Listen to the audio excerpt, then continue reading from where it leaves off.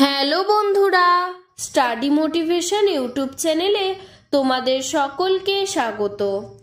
আজকে আমি পঞ্চম শ্রেণীর বাংলা পাতাবাহার বইয়ের বৃষ্টি পড়ে টাপুর টুপুর কবিতাটির অনুশীলনের সমস্ত প্রশ্ন উত্তর করিয়ে দেব। এর আগের ক্লাস 5-এর বাংলা বইয়ের সমস্ত গল্প ও কবিতার অনুশীলনীর প্রশ্নের উত্তরগুলো আমি করে দিয়েছি। ভিডিওর ডেসক্রিপশনে লিংক দেওয়া আছে এবং প্লেলিস্টও করে দেওয়া থাকবে, তোমরা সেখান থেকে দেখে নিতে পারো। 1 নম্বর, নিচের প্রশ্নগুলির উত্তর নিজের ভাষায় লেখো। 1-এর 1 দাগ, কোন কোন বাংলা মাসে সাধারণত বৃষ্টি হয়? উত্তর, সাধারণত আষাঢ় ও শ্রাবণ মাসে বৃষ্টি হয়। 1-এর 2 দাগ, মেঘলা দিনে আকাশ ও তোমার চারপাশের প্রকৃতি কেমন রূপ ধারণ করে? উত্তর, মেঘলা দিনে আকাশ কালো মেঘে ঢেকে থাকে, সূর্য দেখা যায় না, মাঝে মাঝেই বৃষ্টি হয় আর গুমোট গরম অনুভূত হয়। 1-এর 3 দাগ, বৃষ্টির সঙ্গে জড়িয়ে আছে তোমার জীবনে মনে রাখার মতন এমন কোনো ঘটনার কথা লেখো। এখানে আমি আমার একটি ঘটনার কথা লিখেছি, তোমরা চাইলে তোমাদের মন মতনও কোনো ঘটনা লিখতে পারো। গত বছর আমি মামার বাড়িতে গিয়েছিলাম তখন একদিন আমি আর আমার ভাই এবং ভাইয়ের 3 বন্ধুরা মিলে নদীর তীরে বেড়াতে গিয়েছিলাম। ফেরার পথে হঠাৎ করে বৃষ্টি আসে, কিন্তু আমাদের সাথে ছাতা না থাকায় আমরা বৃষ্টিতে খুব মজা করে ভিজেছিলাম। সেই ঘটনাটি আজও আমার মনে আছে। 1-এর 4 দাগ, পুকুরে, টিনের চালে, গাছের পাতায় বৃষ্টি পড়ার শব্দগুলো কেমন হয় লেখো।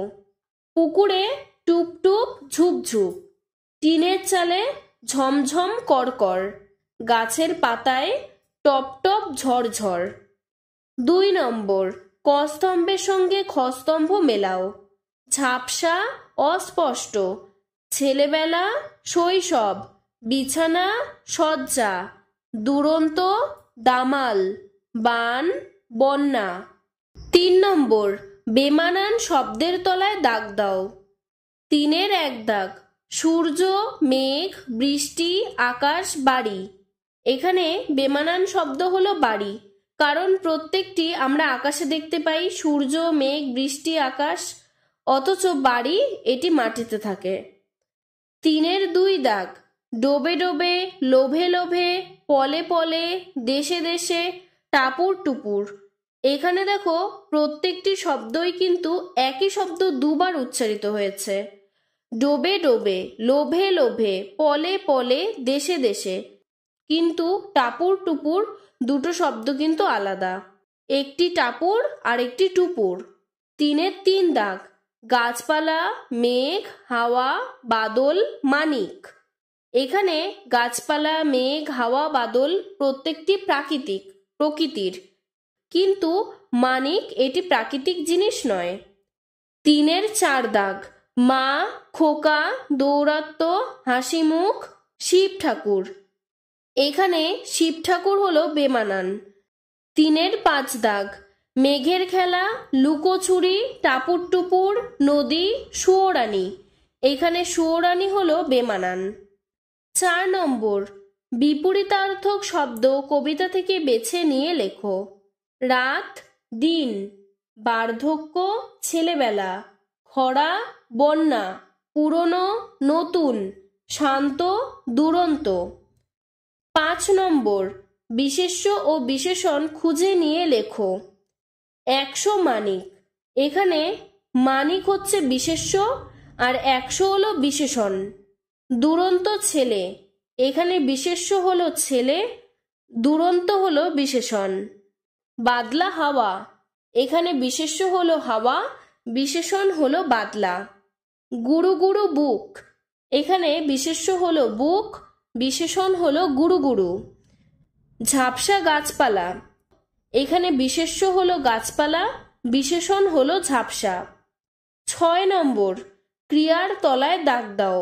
6-এর 1 দাগ, কাসর ঘন্টা বাজলো ঢং ঢং। বাজলো, বাজা একটা কাজ, তাই বাজলো ক্রিয়া। 6-এর 2 দাগ, কত খেলা পড়ে মনে। মনে পড়া একটা কাজ, তাই পড়ে এটি হলো ক্রিয়া। 6-এর 3 দাগ, শুনেছিলাম গান। শুনেছিলাম শোনা একটা কাজ, তাই এটি ক্রিয়া। 6-এর 4 দাগ, বৃষ্টি পড়ে টাপুর টুপুর। বৃষ্টি পড়া একটা কাজ, তাই পড়ে ক্রিয়া। 6-এর 5 দাগ, বাইরেতে মেঘ ডেকে ওঠে। ডেকে ওঠা একটা কাজ, তাই এটি ক্রিয়া। 7 নম্বর, সৃষ্টি এমন পেটকিটি মূর্ধন্যস্বয় ট রয়েছে এরকম 5টি শব্দ লেখো। এরকম 5টি শব্দ দেখো আমি লিখে দিয়েছি। বৃষ্টি, দৃষ্টি, মিষ্টি, লিষ্টি, কষ্ট। 8 নম্বর, নিচের শব্দগুলোয় 2টি করে শব্দ লুকিয়ে আছে, আলাদা করে লেখো। গাছপালা, এখানে প্রথম শব্দ হলো গাছ, দ্বিতীয় শব্দ হলো পালা। ছেলেবেলা, প্রথম শব্দ হলো ছেলে, দ্বিতীয় শব্দ হলো বেলা। হাসি মুখ, প্রথম শব্দ হলো হাসি, দ্বিতীয় শব্দ হলো মুখ। লেখাজোকা, প্রথম শব্দ হলো লেখা, দ্বিতীয় শব্দ হলো জোকা। 9 নম্বর, সাজিয়ে লেখো। প্রথমটি হবে ছেলেবেলা, তারপরেরটি লুকোচুরি। 10 নম্বর, শূন্যস্থান পূরণ করো। এখানে দেখো আমি শূন্যস্থান পূরণ করে দিয়েছি। 10-এর 1 দাগ, আকাশ ঘিরে মেঘ জুটেছে। 10-এর 2 দাগ, বাদলা হাওয়ায় মনে পড়ে। 10-এর 3 দাগ, মনে পড়ে ঘরটি আলো। 10-এর 4 দাগ, ঘরেতে দুরন্ত ছেলে। 10-এর 5 দাগ, বাইরে কেবল জলের শব্দ। 11 নম্বর, 11-এর 1 দাগ, রবীন্দ্রনাথ ঠাকুর কত সালে নোবেল পুরস্কার পান? উত্তর, রবীন্দ্রনাথ ঠাকুর 1913 সালে নোবেল পুরস্কার পান। 11-এর 2 দাগ, কোন বইয়ের জন্য তিনি নোবেল পুরস্কার পান? উত্তর, সং অফারিংস অথবা গীতাঞ্জলি বইয়ের জন্য তিনি নোবেল পুরস্কার পান। 11-এর 3 দাগ, বৃষ্টি পড়ে টাপুর টুপুর কবিতাটি তার কোন কবিতার বই থেকে নেওয়া হয়েছে? উত্তর, বৃষ্টি পড়ে টাপুর টুপুর কবিতাটি তার ছুটির পড়া বই থেকে নেওয়া হয়েছে। 12 নম্বর, মাঠ বা নদীতে বৃষ্টি পড়ছে এমন একটি ছবি আঁকো ও রং করো। এটি তোমরা নিজেরা বাড়িতে করবে। 13 নম্বর, নিচের প্রশ্নগুলির উত্তর নিজের ভাষায় লেখো। 13-এর 1 দাগ, বৃষ্টির দিনে কবির মনে কোন গান ভেসে আসে? উত্তর, রবীন্দ্রনাথ ঠাকুর রচিত বৃষ্টি পড়ে টাপুর টুপুর কবিতায় বৃষ্টির দিনে কবির ছেলেবেলায় মায়ের মুখে শোনা বৃষ্টি পড়ে টাপুর টুপুর নদে এলো বান গান ভেসে ওঠে। 13-এর 2 দাগ, বৃষ্টিতে নদীর এপার এবং ওপারের যে বর্ণনা কবি দিয়েছেন তা নিজের ভাষায় লেখো। উত্তর, রবীন্দ্রনাথ ঠাকুর রচিত বৃষ্টি পড়ে টাপুর টুপুর কবিতায় বৃষ্টির সময় নদীর এপার ও ওপারের বর্ণনা দিতে গিয়ে কবি বলেছেন, বৃষ্টিতে নদীর ওপারের গাছপালা ঝাপসা হয়ে যায় এবং এপারের মেঘের মাথায় 100 মানিক জ্বলতে থাকে, অর্থাৎ সূর্যের আলোর বিচ্ছুরণ ঘটে। 13-এর 3 দাগ, সেদিনও কি এমনই তর মেঘের ঘটাখানা কোন দিনের কথা বলা হয়েছে? উত্তর, রবীন্দ্রনাথ ঠাকুর রচিত বৃষ্টি পড়ে টাপুর টুপুর কবিতায় বহুদিন আগে সেই পৌরাণিক যুগে ঘটা শিব ঠাকুরের বিয়ের কথা কল্পনা করা হয়েছে। সেদিনের প্রকৃতির বর্ণনা দাও। উত্তর, সেদিন শিব ঠাকুরের বিয়ের দিন প্রকৃতিতে মেঘের ঘনাঘটা দেখা দিয়েছিল। থরথরে মেঘের সমাবেশ, তাতে চাঁদের আলো পড়ে রঙের উপর রং সৃষ্টি করেছে। থেকে থেকে বিদ্যুতের চমক উঠছিল আর প্রবল বৃষ্টি হচ্ছিল। সেই সময় এমনই প্রবল বৃষ্টি হয়েছিল যে নদীতে বান এসেছিল। 13-এর 4 দাগ, মেঘের খেলা কবির মনে কোন কোন স্মৃতি বয়ে আনে?